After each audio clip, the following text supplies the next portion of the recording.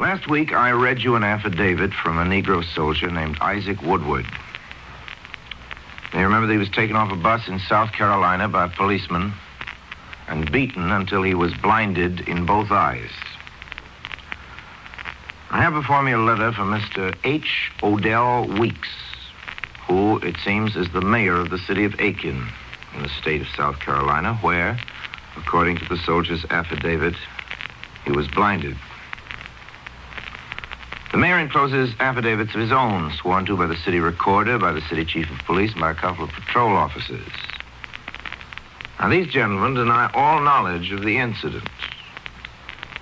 It is indeed unfortunate, writes Mr. Weeks, and these are his exact words, quote, that you did not fully verify this story before you broadcasted it, unquote.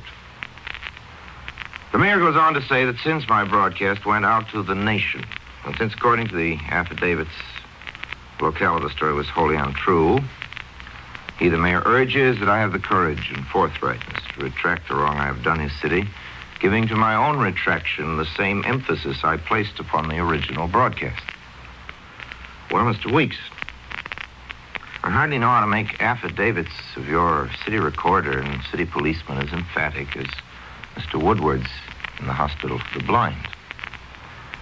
If it turns out to be true that the city of Aiken is blameless of this hideous scandal, it is my duty to make that innocence as public as possible, and I hope to be able to. But I must warn you that denials are never dramatic, and if I'm to say something exciting about Aiken, it will have to be something better than that a Negro boy was never blinded in its streets. I look forward to giving the subject of Aiken all the emphasis it deserves, but I'm bound to fail without some affirmative material. There are thousands of cities where Negro soldiers have not been blinded. I hope it will be my privilege to announce that your city is one of these. But since the broadcast is going to go out, as you put it, to the nation, let's spice up the retraction with a little good news. I won't ask you what the city of Aiken has done for Negro soldiers or for Negroes or for the blind. I'll only ask you if you're willing to join with me in a manhunt. A man dressed as a policeman blinded a discharged veteran.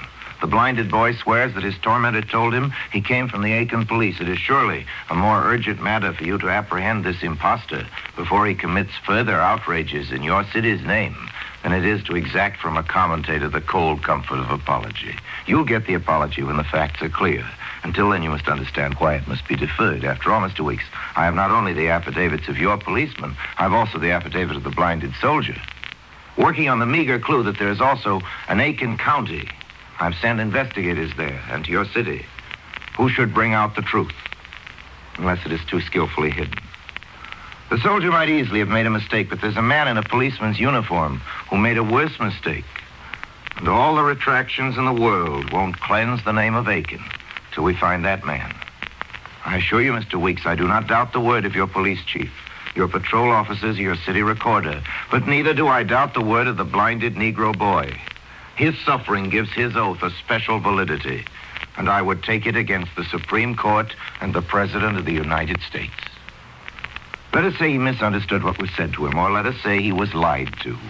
But just saying that isn't enough. Your city's honor is certainly more important than my pride, but honor and pride are piddling trifles beside a pair of eyes. If it is your point that the boy was lied to, it is my point that we must all of us refuse to rest till we've unmasked the liar. If you want me to say that this awful thing did not happen in your city, then there's an American soldier who believes that it did happen in your city. And I cannot forget that. It is to him, Mr. Weeks, that you should address your first and most indignant letters. They will, of course, need to be transcribed in Braille. Now I see my time is just about up. That's all I have to say to you for the moment, Mr. Mayor of Aiken. And you, ladies and gentlemen, thank you very much for coming to this part of your dial at this part of a Sunday.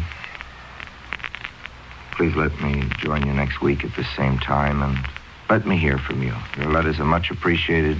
We like reading them on this program. Till next week, then, same time, same station. I remain, as always, obediently yours. This is ABC, the American Broadcasting Company.